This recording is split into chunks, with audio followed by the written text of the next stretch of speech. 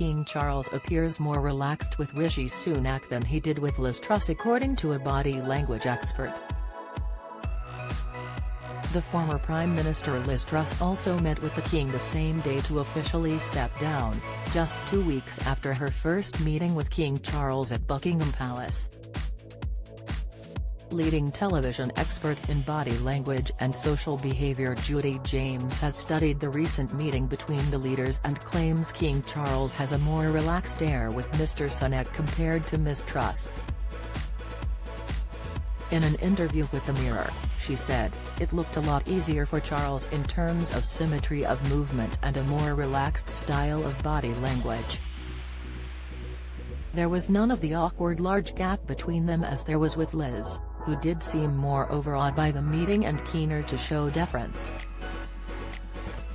Her head was more bowed, but there is eye contact with Rishi and the relaxed air shows in Charles's amused, more jovial smiles and body language."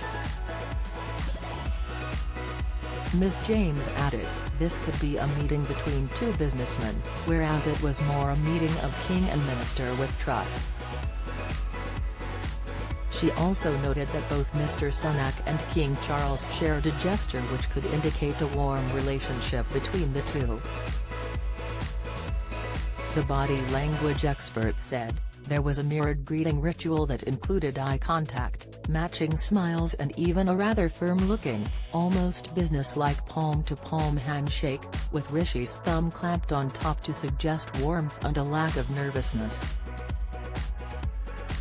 Charles was said to have greeted Truss with a "dear oh dear," but his body language here, with his arms held straight by his sides and slightly to the back of his torso and the wreathed grin on his face, suggests he had an amusing comment handy for the occasion.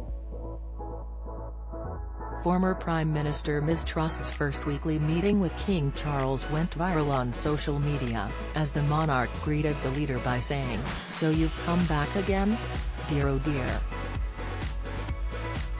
It came after a chaotic week in politics in which Ms Truss was facing criticism for the instability of the economy as well as facing backlash within the Conservative Party. A lecturer in diplomacy at Oxford University, Dr Jennifer Cassidy, described the interaction as a scene straight from The Office, political awkwardness and unintentional comedy at its finest. MP John Nicholson also commented on the King's words and wrote on Twitter, "King Charles speaks for us all. You are back again. Dear, oh dear." Well, anyway, at least he won't have to endure her for long.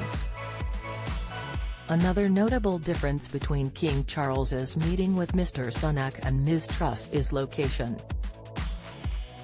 Queen Elizabeth would meet with her prime ministers in the audience room located in her apartments, while the King meanwhile appointed the new prime minister in the 1844 room at Buckingham Palace. It was noted that on the table during Mr Sunak's meeting was a selection of sweets to mark Diwali, the festival of lights celebrated by Hindus and Sikhs, which may be a nod to Mr Sunak being Britain's first prime minister of Asian descent. Dr Nigel Fletcher, a political historian at King's College London said, "His Majesty chose the 1844 room for the meeting, instead of the late Queen's audience room on the first floor." The room, named after a visit by Tsar Nicholas I of Russia, is usually used for receiving ambassadors. "I would imagine the King's use of the 1844 room, where he now seems to hold all his audiences, reflects the fact the audience room was part of his late mother's private apartments."